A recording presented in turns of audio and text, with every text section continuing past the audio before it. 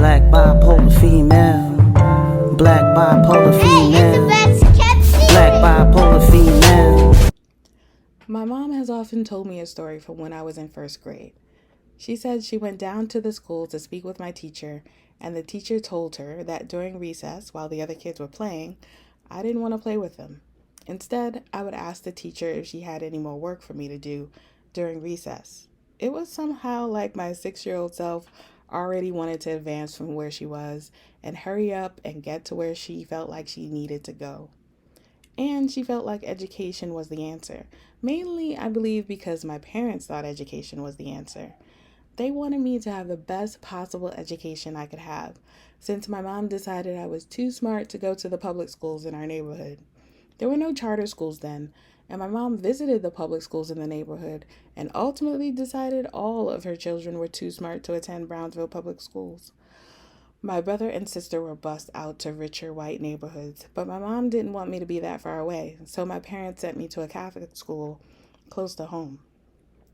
Now, once I hit Catholic school, I didn't have to ask for any more work. People used to joke about my backpack being bigger than I was because I had to carry so many books and notebooks in it. I gave up hanging out with anyone at all, really, and spent most of my time studying.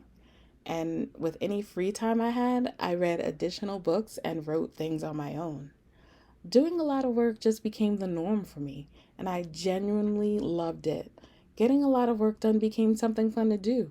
I always thought to myself, can I learn this new thing? Or can I get all these things done on time? I enjoyed finishing what I started. And because I had so many opportunities to do so many different things in the schools I attended, I was able to accomplish a lot of things very quickly. Fast forward to me now, and people wonder how I can manage all the things I can. The truth is, I started juggling competing priorities at a very young age. It's not brains, it's experience. When I was young, going to school seemed to be the solution to everything. But now it's starting to feel like school is becoming more and more irrelevant. People can't find jobs in their fields, or they get a job in their field and they're not making the money they need in order to survive. For these reasons, it makes sense to not want to invest the time and money into getting a pricey education.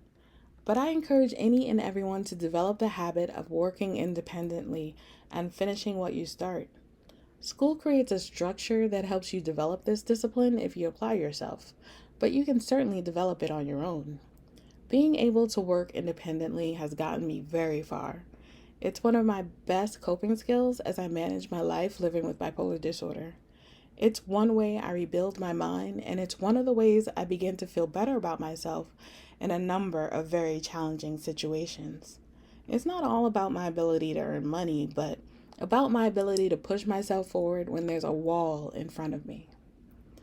But I had to learn to be careful not to push myself over a cliff. I read that young people who work to try to get into Ivy League schools are often prone to developing a mental illness. I completely understand this train of thought. The truth is, while I was working to get into my dream school, my health didn't seem to be that important. It was almost as if I died after I got in, at least I would know that I got in.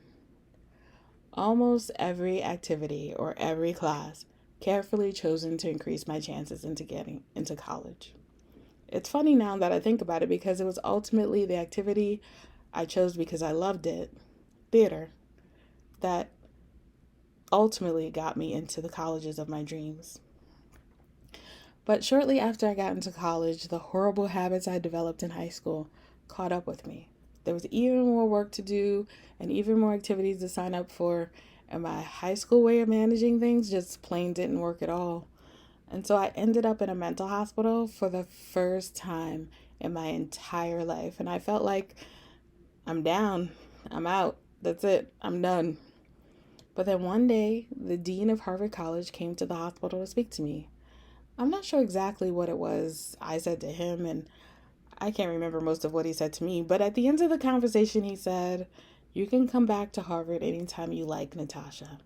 Anytime you're ready." He left the hospital, and I never saw him again, but those words stuck. I was instantly determined to get out of the hospital and graduate from Harvard.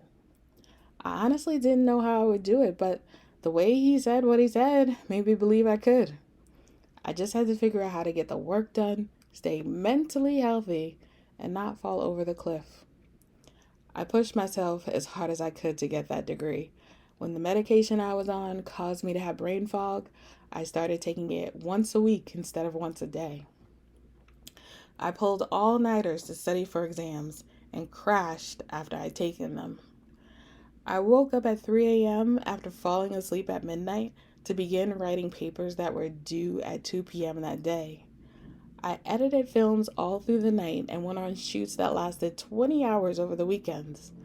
I worked on shows in every spare moment, learning to create props, learning how to light design and work the lighting board, learning how to produce shows, producing my first profitable show. I worked at the library so I could earn money and not have to depend on my parents for everything. I pushed myself as close to the edge as I could without falling over it, and it worked. I got the degree. Mission accomplished. My mind had done it. One of the most important things I learned about myself during that time was how to adapt. Transitioning from high school to college didn't go smoothly because I did not realize that how I coped with everything in high school would not work in college. I had to become a different version of myself in order to graduate from Harvard. And once I had the degree, I realized that my way of coping in college was not going to work well in my everyday life. I was at the edge of the cliff and I needed to jump to the other side. I was mid-air thinking I was going to place my feet on the ground on the other side when I began to sink. I landed in a valley, but there was a ladder down there. I just had to figure out how to attach it to the rocks and pull myself back up.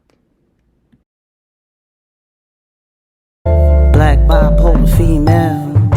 Black bipolar female.